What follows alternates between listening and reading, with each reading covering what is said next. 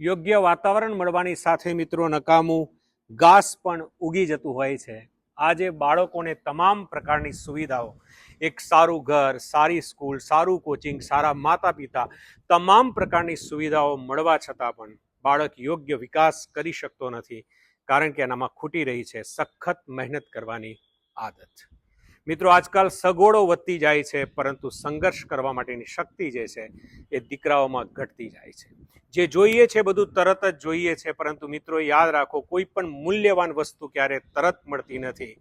હીરાને પણ કોલસામાંથી હીરો બનતી વખતે સખત ગરમી અને દબાણ સહન કરવું પડે છે। મૂર્તિને પણ અનેક ટકોરા સહન કરવા પડે છે, ત્યારે જ એ પથ્થરમાંથી મૂર્તિ બની શકતી હોય છે। આજના દીકરાઓ 5 મિનિટની અંદર પુસ્તકની સામે બેસી રહેતા થાક અનુભવે છે અને કલાકો સુધી સ્ક્રીનને જોતા એમને થાક લાગતો નથી હોતો।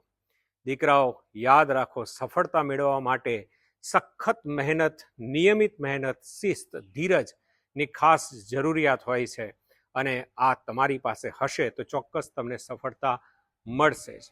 વાતાવરણ દીકરાઓ આપણને તક આપે છે, પરંતુ સફળતા તો એને જ મળે છે જે આ તકનો યોગ્ય રીતે ઉપયોગ કરવાનો શીખી લેતું હોય છે। તમારો શું અભિપ્રાય છે જરૂર કોમેન્ટમાં જણાવશો, ફોલોઅપ કરશો। જય હિન્દ, જય ભારત, જય શ્રી રામ।